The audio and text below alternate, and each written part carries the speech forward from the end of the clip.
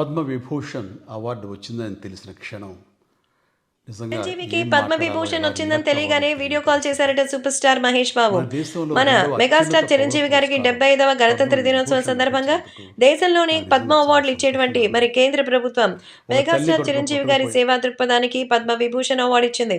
Cinema రంగంలోనూ మరి ఎంతో చక్కగా రాణిస్తూ 65 ఏళ్ల వయసులో కూడా అదిరిపోయే రకంగా హిట్ల మీద హిట్లు కొడుతూ ఎంతో మందికి తన ద్వారా పని కల్పిస్తున్నారు. అలాగే బ్లడ్ బ్యాంక్, ఐ బ్యాంక్ అంటూ సేవా గుణంతో తన ఫ్యాన్స్ ని మోటివేట్ చేస్తూ సేవలు చేయించేటువంటి ఒక గొప్ప ప్రారంభాన్ని తీసుకొచ్చారు.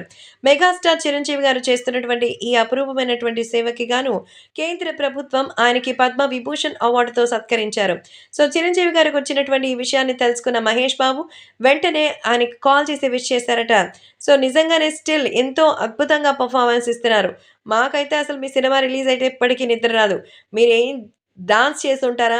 ఎలాంటి స్టైలిష్ డైలాగ్ చెప్పుంటారా? అనేది స్టిల్ మాకు ఒక వర్త్ వాచింగ్‌గా అనిపిస్తుందంటూ స్వయంగా మహేష్ బాబు అయితే వీడియో కాల్ చేసి ఈ విషయాల గురించి డిస్కస్ చేశారు. ఎందుకంటే మహేష్ కూడా చాలా చక్కగా డాన్స్ చేస్తాడు. కానీ ఈ మధ్య కొరియోగ్రాఫర్స్ మహేష్ స్టైల్‌ని మార్చేశారు. దీంతో ఆయన తన పంథానే మార్చుకునేశారు. కానీ చిరంజీవి గారు అలా కాదు. చిరంజీవి గారి స్టైల్ అంటేనే డాన్స్.